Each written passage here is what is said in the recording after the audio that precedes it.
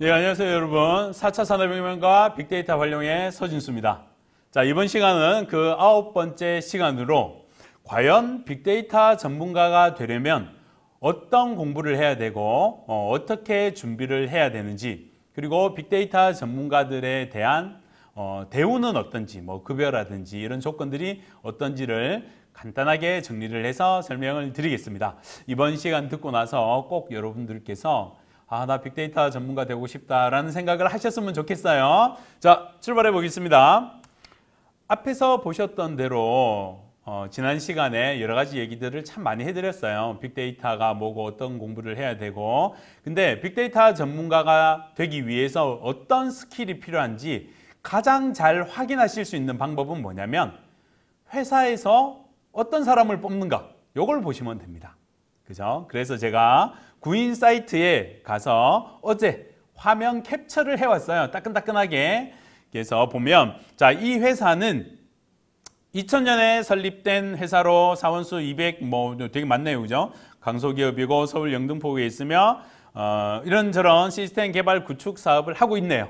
자, 이 회사에서도 데이터 분석 전문가를 모집을 하는데, 자, 보면 자격 요건에 보시면 우대사항에 보시면 빨간색 네모칸으로 되어 있죠. 세스나 R이나 파이썬 활용 능력이 필수다라고 딱 못 박아놨죠.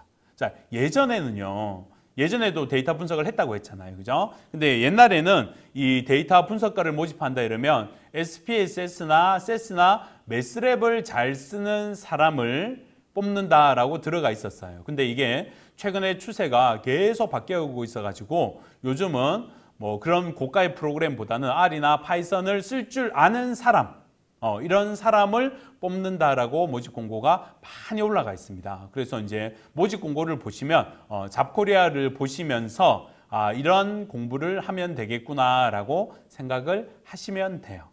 아시겠죠? 예, 그렇게 해서 많이 뽑고요. 그 다음에 이제 여기에는 없는데 또 R과 파이썬의 위상이 얼마나 또 좋아졌냐면 저런 것도 있습니다. 공모전 있잖아요. 공모전. 그죠? 예, 공모전에 나가서 출품을 해서 입상을 하시거나 이렇게 하면 제일 좋고, 그게 아니더라도 공모전에 나가 본 경력이 있으면, 경험이 있으면 상당히 또 좋아합니다. 자, 왜 그러냐면 여기도 보시면 자, 프로젝트 경험 우대라고 적혀 있잖아요. 자, 왜 그러냐면 데이터 분석을 할 때 나 혼자 하는 게 아니고 여러 사람들이 같이 모여서 분석을 하거든요. 그러면 서로 의견도 교환해야 되고 서로 분석 업무도 이렇게 나눠서 진행을 해야 되는데, 자, 다른 사람이 R이나 파이썬을 쓰는데 내가 못 쓴다. 그러면 안 되잖아요. 그죠? 네, 그래서 보통 요새 공모전 같은데 이제 나오는 거 한번 유심히 보시면 분석하는 언어로 R이나 파이썬을 많이 얘기를 해요. 옛날이라고 표현하기는 좀 그런데 한 몇 년 전까지만 해도 세스나 SPSS, 매틀랩 이걸 많이 얘기를 했거든요. 근데 요즘은 이런 프로그램이 워낙 비싸다 보니까 조금 이제 거의 없고, 요즘 공모전 포스터나 이런 거 보시면 R이나 파이썬을 활용해라라고 딱 못 박아 놓은 데가 되게 많아요. 그래서 여러분들께서 R이나 파이썬을 꼭 배우셔서 또 이제 취업을 준비하시는 분들은 공모전 같은 거를 응모를 해보시면 이 스킬에 굉장히 도움이 많이 되실 거예요. 그리고 이제 아마 이 모집 공고를 올린 담당자도 마찬가지일 거고 저희도 마찬가지인데, 사람을 뽑을 때 어차피 경력자를 뽑고 싶어 합니다. 네, 경력자는 뽑아서 바로 이제 일을 할 수 있으니까 좋죠. 근데 문제는 뭐냐면 경력자가 많이 없어요. 아니, 거의 없어요. 거의 없어서 경력자를 뽑고 싶긴 싶은데 경력자가 없으니까 그러면 신입이라도 뽑아야지라고 생각을 합니다. 근데 문제는 신입을 뽑을 때 데이터 분석가 신입을 뽑을 때 데이터 분석 경력은 없으니까 경험이 있는 사람을 뽑기를 원해요. 그러니까 경력은 없어도 어쩔 수 없는데 분석 경험이 있는 사람. 왜 그러냐면 지시를 할 때, 예를 들어서 어떤 부탁을 할 때, 예를 들어서 홍길동 씨 이렇게 저렇게 해서 DPL/YR로 이거 좀 해주세요 라고 얘기를 했는데, 신입이 데이터 분석을 한 번도 안 해본 사람이 들어오면 D 뭐요? 이럴 거 아니에요. DP 그게 뭐 하는 거예요? 그러면 우리가 이제 가르쳐야 되겠죠. 신입님 여기 들어오세요.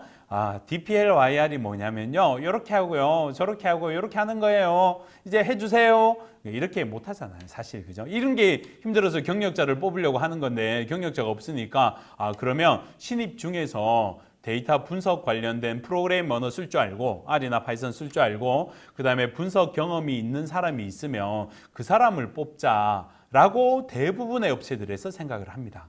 그래서 지금 이 방송을 보고 계신 분께서 혹시라도 데이터 분석가로 내가 취직을 준비하시는 분이 계시다면 일단 언어를 배우셔야 되고요. R이나 파이썬 언어를 꼭 배우셔야 되고요. 그 다음에 내가 R이나 파이썬 관련된 실제 이런 경험이 있다라는 거를 이력서나 자소서에 적극 넣어 주셔야 돼요. 저희가 이제 이력서를 볼 때 이력서 데이터 분석가 아마 이 전문가도 이 회사도 마찬가지일 거예요. 잡코리아에 이렇게 올리면 이력서 정말 많이 들어옵니다. 뭐 몇십 통 들어오는 거 하루에 몇십 통 들어오는 건 일도 아니에요. 정말 많이 들어오는데 문제는 뭐냐면 그 이력서를 한 명이 꼼꼼히 볼 시간이 없어요. 그렇게 잘 못 보거든요. 대충 이렇게 쑥 훑어서 넘어가면서 보기 때문에 거기에 한 구절 한 구절 자세히 볼 시간이 없는 경우가 되게 많아요. 그래서 이력서를 쓰실 때 내가 데이터 분석 관련된 경험이 있다라는 걸 어떻게 어필을 하시면 좋으냐면 앞에서 제가 설명드렸던 뭐 워드 클라우드라든지 다양한 그런 데이터 분석 관련된 나오는 산출물들이 있죠.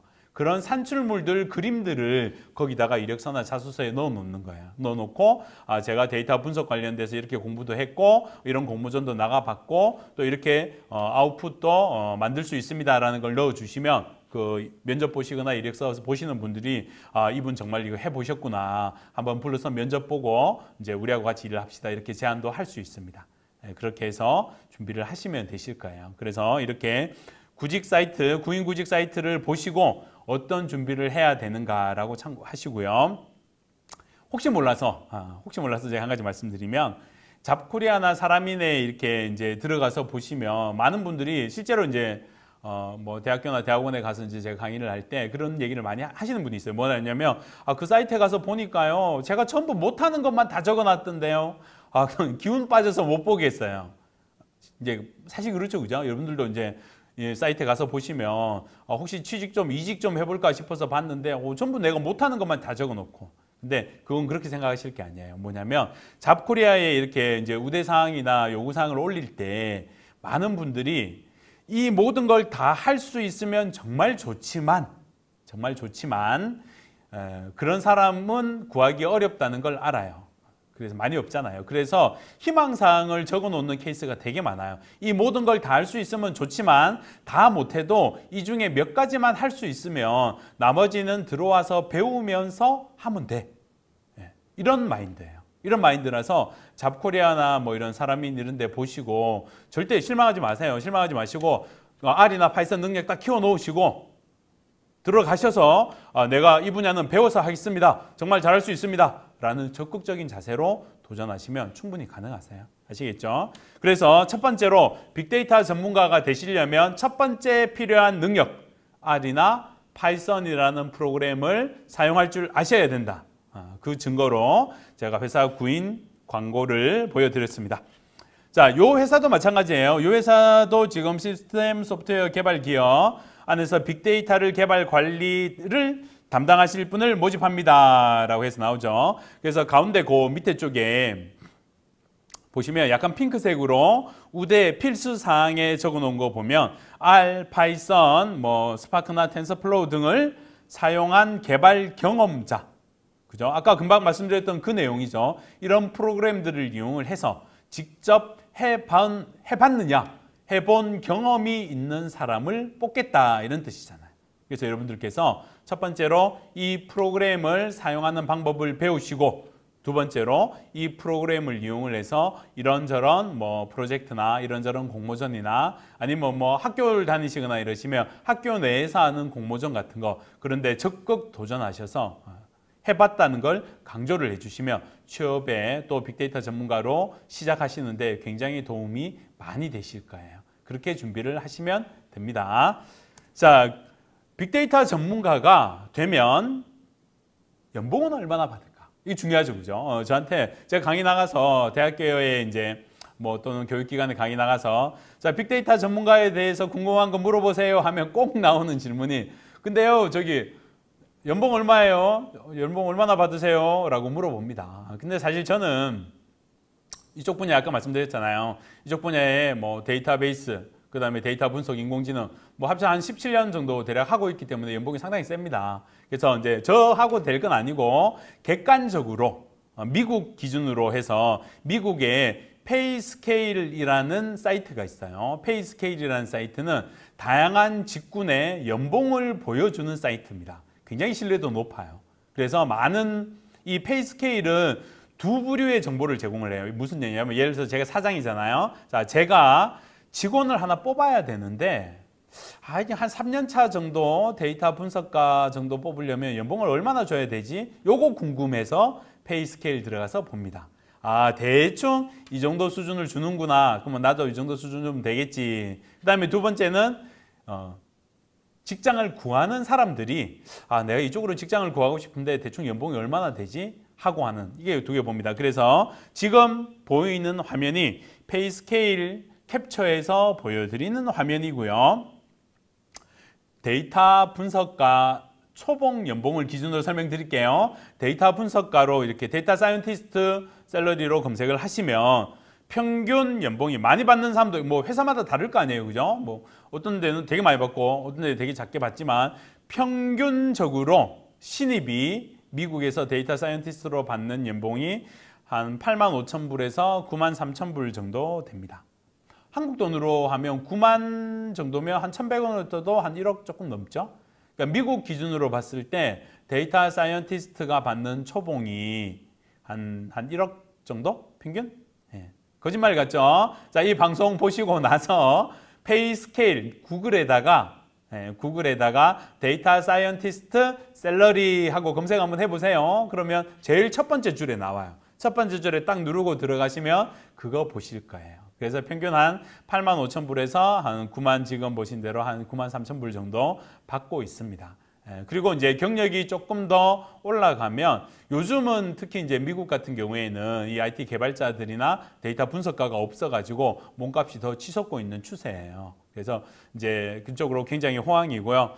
미국 사례는 그런데 이제 한국 사례는 이렇지는 않습니다. 한국에는 아직까지 많은 기업들에서 데이터 분석가 이렇게 해서 뽑는 곳이 그렇게 많지는 않아요. 많지는 않고 그 다음에 연봉 테이블 기준도 데이터 사이언티스트니까 엄청 많이 주겠다 이게 아니고 뭐 다른 직군하고 평등하게 비슷하게 예를 들어서 다른 직급이 뭐 신입 연봉이 평균 4년제 기준으로 뭐 한 2,600이다. 그러면 데이터 사이언티스트도 뭐 평균 한 2,600. 뭐 기업에 따라 조금 이렇게 다른 편차는 있을 수 있지만 한국에서는 아직 조금 그렇습니다. 이제 앞으로 데이터 사이언티스트의 중요도가 더해지면 많이 좋아지겠죠. 그래서 데이터 사이언티스트들이 얼마나 이렇게 연봉을 받고 있는지 미국 기준으로 그리고 한국의 현 상황도 말씀을 드렸어요. 자, 정리하겠습니다. 빅데이터 전문가가 되시려면 첫 번째 R이나 파이썬 같은 프로그램 사용 방법을 배우시면 됩니다. 이건 거의 필수예요. 배우시고요. 두 번째, 더 큰 많은 데이터를 분석을 하시려면 당장 스타트 하실 때는 통계 지식이 없어도 상관은 없어요. 근데 이제 이쪽 분야 일을 오래 하시고 큰 데이터 분석하시고 가시려면 통계 지식이 거의 필수로 들어갑니다. 그래서 지금 통계가 안 되신 분들, 통계 전공이 아니신 분들이라 하더라도 걱정하지 마시고 지금부터 준비하시면 돼요. 그리고 세 번째, 다양한 분야의 경험이나 배경 지식, 우리가 도메인 날리지라고 부르는데 필수예요. 아까 제가 다른 이전 강의에서 말씀드렸던 예를 들어서 저한테 삼성전자에서 반도체 관련된 데이터 1,000만 건 갖다 주고 이거 분석해서 결과를 뽑아주세요 하면 분석은 할 수 있겠지만 그죠? 뭐 넣어서 돌리면 수치는 나올 거예요. 하지만 그 수치가 뭘 뜻하는지 제가 배경 지식이었기 때문에 그 이상의 보고서는 만들 수가 없어요. 모든 분야가 마찬가지일 겁니다. 그래서 지금 여러분들께서 이 방송을 보고 계신 분들께서 전공도 다르고 뭐 학교도 다르고 배경도 다르고 다 다르실 거예요. 근데 한 가지 확실한 거는 어떤 분야의 일을 하시든지 전공을 하시든지 앞으로 데이터 분석은 필수가 될 거고 데이터 분석 능력은 꼭 가지고 계셔야 돼요. 그래서 현재 공부하고 계신 거 내팽개치지 말고 현재 공부하고 계신 것도 열심히 하시면서 R이나 파이썬, 프로그래밍 언어 공부하시고 통계 지식도 채워 놓으시면 나중에 굉장히 인정받는 훌륭한 데이터 사이언티스트가 되실 거라고 믿습니다. 자, 긴 시간 동안 고생 많으셨고요. 이번 시간은 이것으로 끝내고 다음 시간에 더 좋은 내용으로 찾아뵙겠습니다. 수고하셨습니다.